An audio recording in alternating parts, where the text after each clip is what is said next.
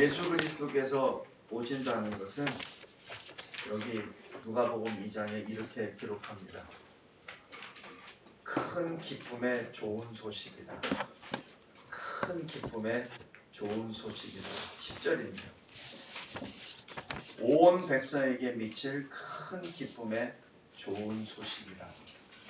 지금 이 말씀을 목자들에게 가장 먼저 선포합니다. 누가? 천사가. 이 천사는 하나님이 보내주신 주의 사자죠. 그래서 이 천사는 자기 말을 하는 자가 아닙니다.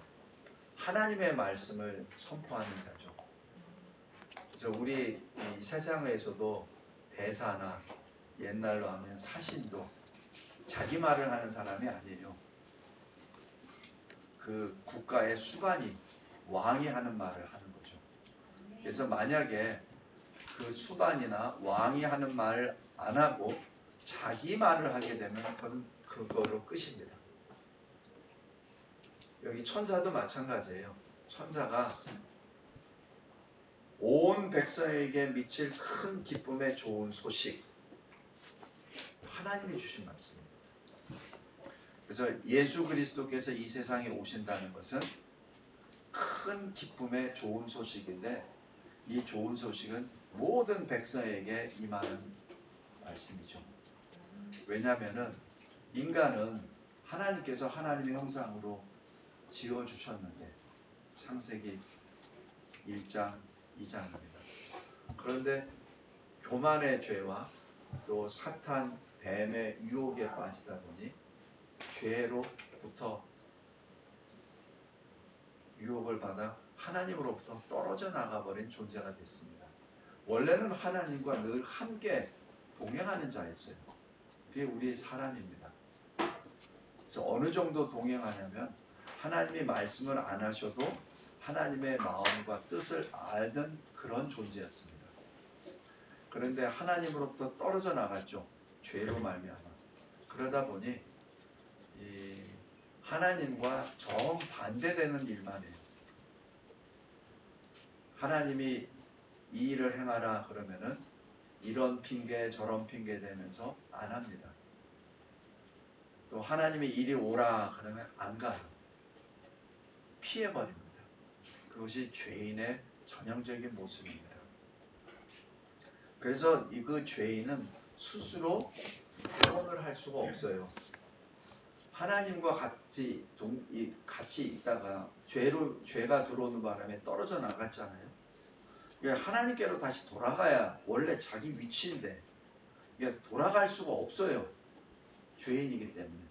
그래서 하나님이 직접 내려오신 겁니다. 왜? 이 죄인을 다시 데리고 가시려고.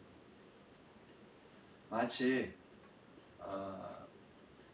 우리가 이 우물에 물을 기를 때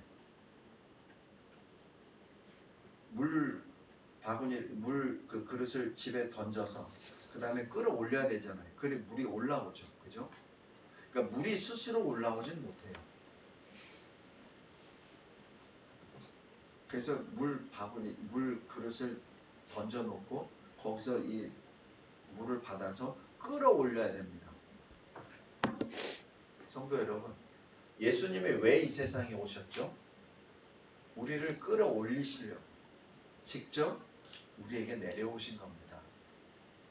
예수님이 뭐가 연약하고 약하고 무슨 흠이 있어서 이 세상에 내려오신 것이 아니라 우리를 구해내시기 위해서 내려오신 거예요. 그래서 그것을 하나님이 말씀하십니다. 온 백성에게 미칠 큰 기쁨의 소식이다. 좋은 소식이다. 여기서 좋다라는 그 말씀은 하나님께서 창조 역사하실 때 가장 먼저 하신 말씀입니다. 빛이 있으라 하시면 빛이 지어졌잖아요. 그때 하나님 말씀을 하시기를 하나님 보시기에 좋았다. 그 말씀입니다. 그러니까 하나님이 처음으로 창조 역사에 하신 말씀이 좋다라는 뜻입니다.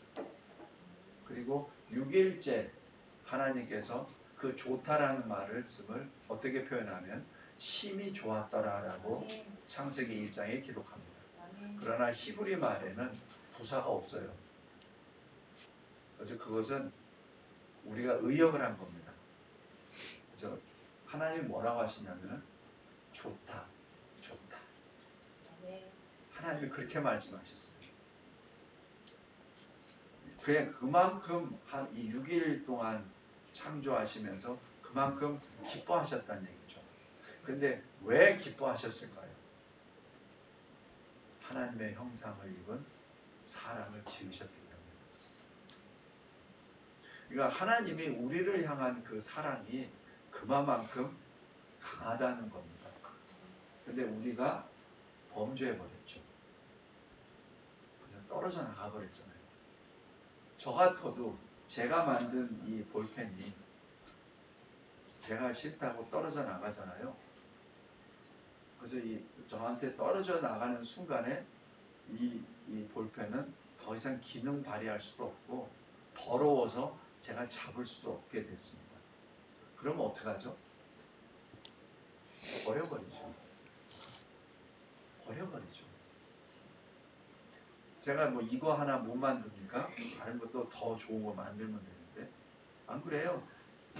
하나님이 뭐가 아쉬워서 더럽혀진 거를 모토로 다시 합니까? 다시 만드시면 되지. 그런데 그렇지가 않아요. 그게 바로 하나님의 마음입니다. 저 같으면 그렇게 안 해요. 저 같으면은 그냥 모른 척에 던져버려요. 더 이상 보지도 않습니다. 근데 하나님은 사람이 아니세요. 그 마음을 우리가 헤아릴 수가 없습니다. 그냥 단지 조금 힌트를 얻는다면 우리 자식 키워봤잖아요. 부모의 자식을 향한 그 마음이라고 할까요? 자식이 아무리 못된 일을 하고 악한 일을 하고 이 부모에게 아비나 어미에게 마음의 상처를 준다 하더라도 그 아들 딸은 나잖아. 그죠? 윤재야, 윤재를 엄마가 얼마나 사랑하시는지 알지? 그래, 윤재도 아는다. 근데 우리는 하나님이 얼마나 사랑하시는지 잘 몰라. 그게 문제예요. 왜냐하면 우리가 죄로 뒤범벅이 되어버려서 하나님을 찾지도 않고 하나님을 두려워하지도 않게 되었기 때문에 그렇습니다. 그래서 예수님이 오신 거예요. 그래서 그것을 여기 누가복음 2장 10절에 온 백성에게 미칠 큰 기쁨의 좋은 소식 이렇게 말씀합니다. 자, 여기서 만약에 여러분이 하나님이시라고 하면 누구에게 가장 먼저 이 기쁜 소식을 전하겠습니까? 이 세상의 왕들에게 전하면 되겠죠.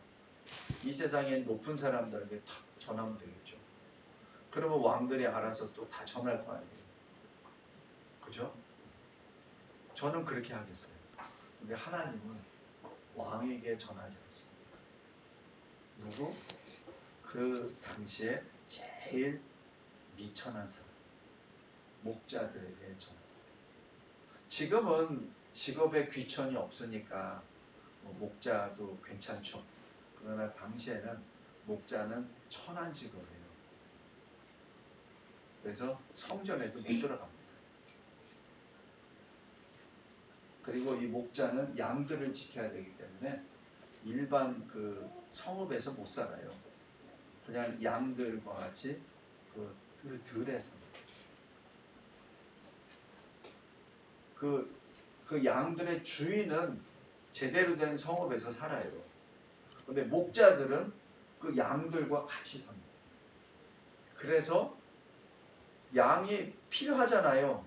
근데 양을 키우는 사람들은 천하게 대접했습니다. 그래서 목자는 성전에도 못 들어가요. 그래서 여기 누가복음 2장 8절 한번 보세요. 2장 8절에 그 지역에 목자들이 밤에 밖에서 이렇게 나오죠. 이게 그 뜻입니다. 일반 사람들은 밖에서 안 자죠. 근데 자기 집 안에서 자잖아요. 그죠? 사람들 사는 데 사는데 이 목자들은 그게 아니에요. 밤에 밖에서 자기 양떼들과 같이 있어요. 그래서 이 목자들은 필요한 직업인데도 굉장히 천하게 여겨졌던 그 당시입니다. 자, 여기서 하나님께서는 그 목자들에게 소식을 알려주십니다.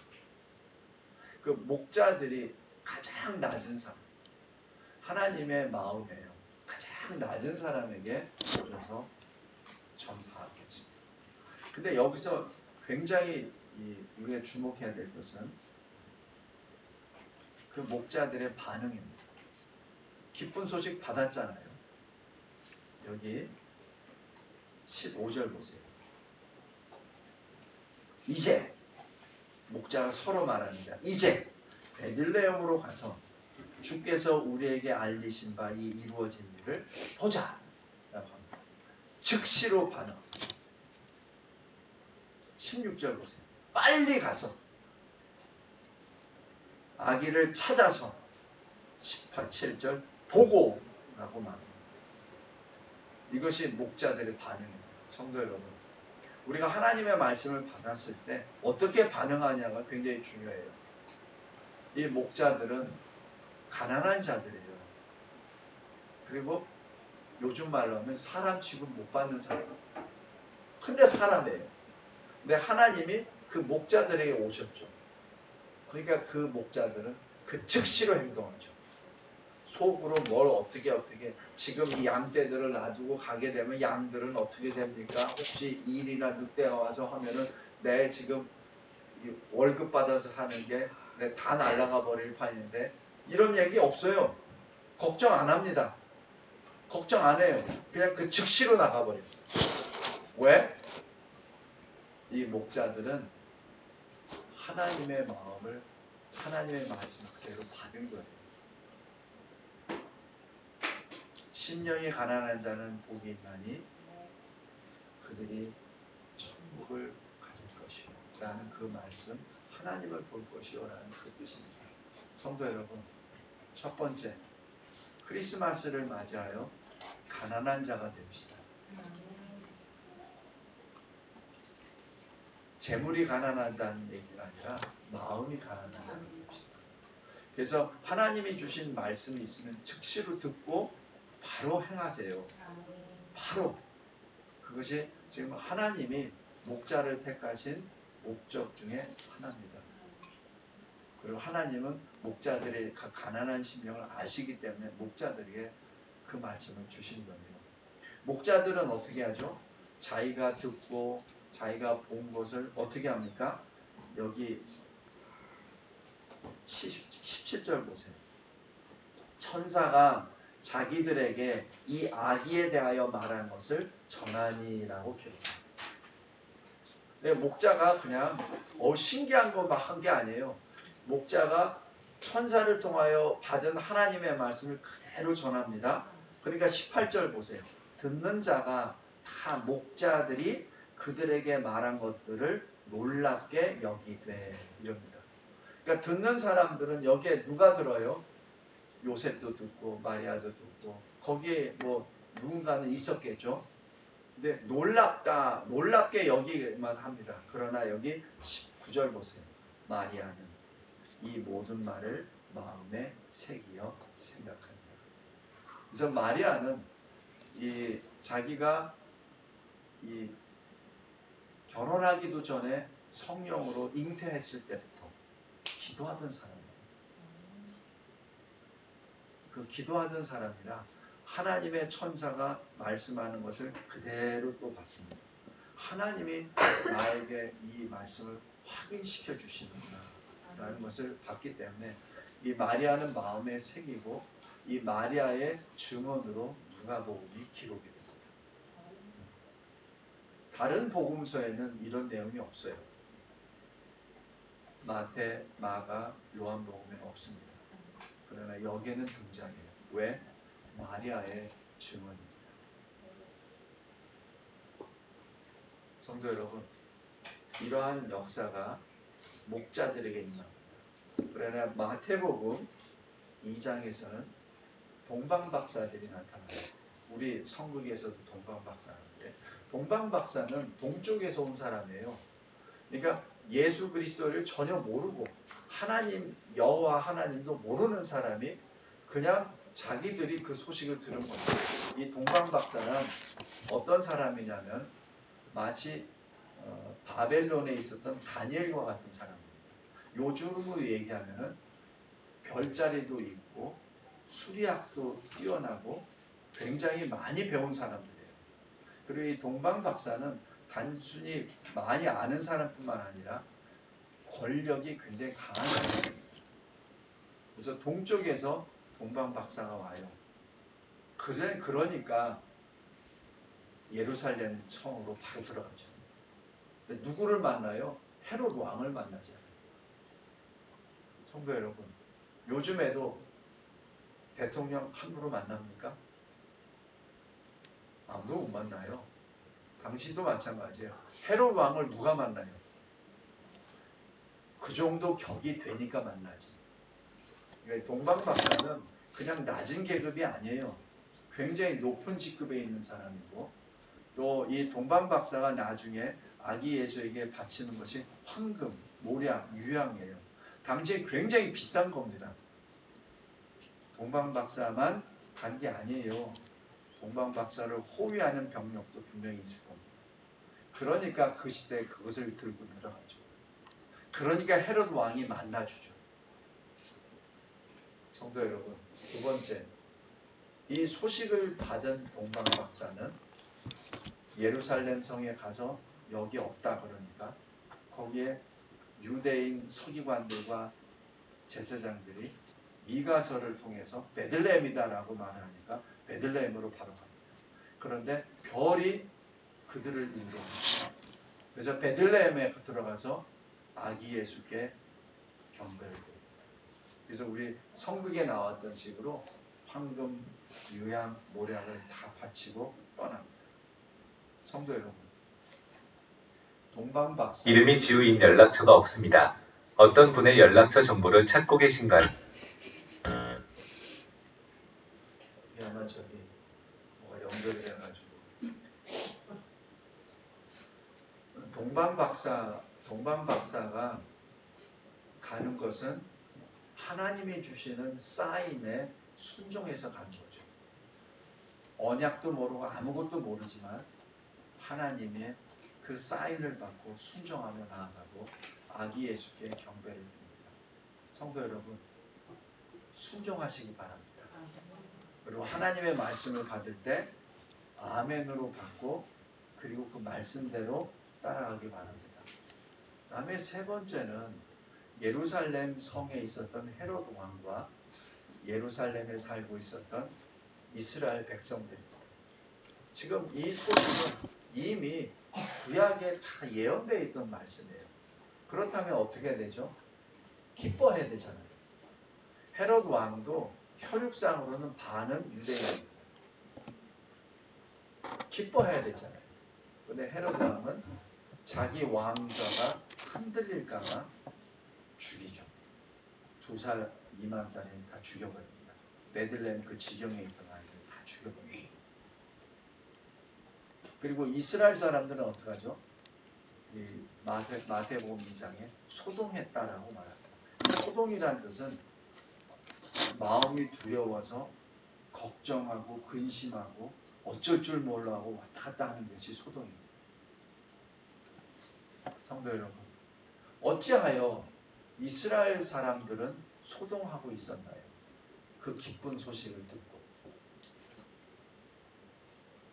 그런데 왜 정작 그 유대인들의 서기관들과 제사장들은 미가서를 말하고 베들레헴에서 나실 거라고 다 예언해놓고 가르쳐 줘놓고 동방박사한테 다 가르쳐 줘놓고 왜 정작 그들은 베들레헴으로 안 가나요?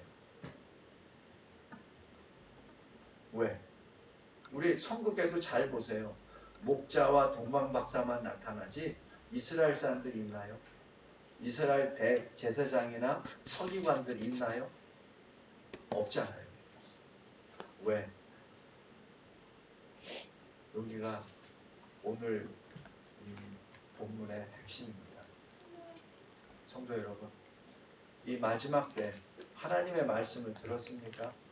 그럼 내가 하나님의 말씀을 40년, 50년 들었다. 내가 학위가 몇 개가 있다. 이게 중요한 게 아니에요.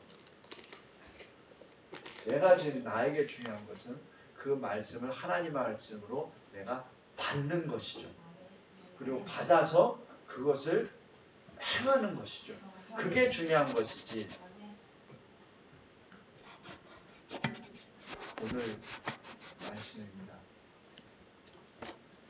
성탄절 예수 그리스도께서 이 세상에 오셨습니다. 믿습니까? 아멘. 우리 믿으면은 아멘 합시다. 믿습니까? 아멘. 아멘. 꼭 윤재야 고마워. 우리 윤재만 다시 예수님이 이 세상에 오신 거 믿습니까? 아멘해. 아멘. 고마워. 오른쪽에 우리 설교약 오른쪽에 보면 잠깐 시간 관계상 아브라함과 아브라함의 아버지 데라 그리고 조카 롯 세 사람을 보겠습니다. 데라는 어땠죠? 하나님 알아요. 자기 조상으로부터 다 갔습니다. 알아요. 그런데 저 메다포냐에 있을 때 다른 신을 섬깁니다. 알긴 알아 하나님은. 다른 신을 섬겨. 그래서 성경학자들은 우상을 만들어서 그것으로 생업을 했다고 합니다. 우리 하면 불상 만들어서 팔고 하는 식으로. 그렇게 해서 돈벌이를 한 사람이에요. 이게 뭐죠? 머리로는 아는데 몸으로는 순종 안 합니다. 근데 그 아들 아브라함이 있어요. 아브라함은 어떻게 했을까요? 유대인들의 통상 아버지 직업을 아들이 그대로 이어받습니다. 아브라함도 똑같이 언제까지? 75세까지. 그때 하나님이 아브라함을 불러내십니다. 너는 아비와 친척집을 떠나 내가 지시할 땅으로 가라. 내가 너를 통하여 큰 민족을 이루리라. 너는 복이 될지라. 너는 두려워하지 말라. 너를 저주한 자는 내가 저주를 하고 너에게 복을 주라. 내가 복을 주리라 하고 딱 언약을 선포하십니다. 그리고 아브라함은 떠납니다. 이때 떠날 때 아브라함이 아버지를 모시고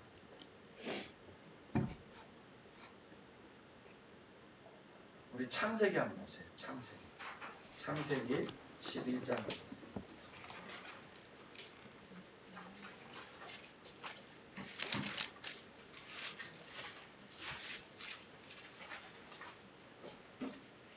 창세기 11장 맨 앞에 11장 31절 찾으셨죠? 제가 읽겠습니다. 데라가 그 아들 아브라함과 하란의 아들인 그의 손자 롯과 그의 며느리 아브라함의 아내 사레를 데리고 갈대아인의 우르를 떠나 가나안 땅으로 가고자 하더니 하란에 이르러 거기 거류하였으며 데라는 나이가 205세가 되어 하란에서 죽었더라. 지금 이 가나안 땅으로 가고자 하려다가 이 뜻이 뭐예요? 지금 아브라함으로부터 하나님의 말씀을 들은 거예요. 하나님이 아브라함에게 내 지시할 땅으로 가라. 그래서 그냥 가요. 어디 갈 바를 알지 못해. 근데 하나님이 계속해서 인도해 주시죠. 그래서 그 종착역이 어디냐면 가나안 땅이라는 것을 안 거예요. 그래서 아버지에게 그 말씀을 전한 것이죠. 그래서 아버지도 지금 아들을 통하여 받은 하나님의 말씀에 따라 순종하며 걸어나가요. 성도 여러분, 우리들의 신앙은 어디서 왔죠? 누구로부터 들었죠? 저는 원래 천주교에 있어요. 그러니까 제 아내가 저에게 전해서 제 기독교로 개종했습니다. 천주교 내에는 구원이 없다는 것을 내가 알았기 때문에. 쉬운 일 아니에요. 지금 돌이켜보면 하나님의 역사입니다. 여러분은 어떤가요? 여기 우리 윤재, 또 우리 청년들, 우리 학생들, 여러분들은 참 복받은 사람들입니다. 엄마 아빠가 믿으니까 그냥 온 거 아니에요. 윤재야, 그지? 엄마가 믿으니까 왔잖아, 그지? 그게 복받은 거라. 목사님은 33년 동안 헤매다가 왔거든. 근데 윤재는 얼마나 좋아, 그지? 그러니까 그게 좋은 거라고. 지금 여기 데라도 마찬가지예요. 데라는 아들 때문에 믿게 된 거예요. 아브라함 때문에. 성도 여러분, 이것이 하나님의 역사예요. 하나님은 데라를 아시기 때문에 아들을 통해서 데라를 이끌어내시죠. 그리고 데라는 거기에 아들 아브라함이 전하는 하나님의 말씀에 순종해서 나아갑니다. 여기에 조카 롯이 있어요. 근데 롯은 어떤가요? 롯도 아브라함이 분명히 하나님 말씀을 전했습니다. 그래서 같이 따라왔어요. 근데 나중에 궁극적으로 어떻게 되죠? 소돔 성에 살다가 소돔 성의 심판으로 인하여 죽기 직전에 아브라함이 기도하죠. 그래서 하나님이 롯을 건져내 주세요. 그런데 어떻게 되죠? 두 딸과 같이 가서 이상한 일이 벌어져서 두 딸을 통해서 두 아들을 낳게 돼요. 그것이 모압과 암몬이요. 그 모압과 암몬은 하나님의 총회에 영원토록 들어오지 못하는 존재가 되고 저주죠. 영원한 심판입니다. 왜? 하나님의 말씀을 들었었고 하나님의 사람으로 지금 하나님의 뜻에 따라 순종하여 가고 있었던 아브라함과 순종해서 가다가 떨어져 나간 거죠. 성도 여러분, 오늘 이 성탄 예배를 통해서 예수님이 이 세상에 우리의 죄로부터 구원하시기에 오셨습니다. 할렐루야, 아멘, 감사합니다. 이것을 끝나지 말기 바랍니다. 여러분의 상태는 지금 어떤 상태입니까? 데라입니까? 아브라함입니까? 롯입니까? 아니면은 목자입니까? 동방박사입니까? 아니면 헤롯입니까? 아니면은 이스라엘 사람입니까? 잘 생각하세요. 제가 이런 예를 쭉 드린 것은 우리가 지금 우리 혼자 사는 게 아니잖아요. 내가 전도하는 사람이 어떤 사람은 이스라엘 사람일 수도 있고 어떤 사람은 헤롯일 수도 있습니다. 여러분은 어떻게 하겠습니까? 아브라함처럼 두 마음을 가지고 다른 신을 섬겼었던 아버지 테라를 전도하기 바랍니다.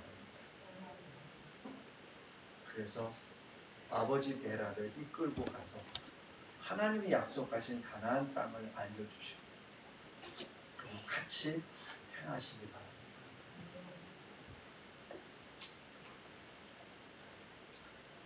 저도 아직 못하고 있어요. 그래서 여러분에게 힘있게 말씀을 못 드립니다. 그러나 하나님 앞에 기도하며 그 길을 걸어갑시다. 그래서 아브라함이 믿음의 조상이에요. 아무나 믿음의 조상 되는 거 아닙니다. 그래서 아브라함이 하나님의 범, 하나님의 친구라는 그러한 별명도 받습니다.